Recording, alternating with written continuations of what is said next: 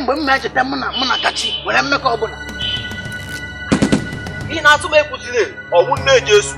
ọwụ nne onye nwe anyị ịtụwa nwa ime mana i mere na imere si imeghe ọhịa na ọhịa chọrọ ịma bụ imere si imeghe ana ma isiri imeghe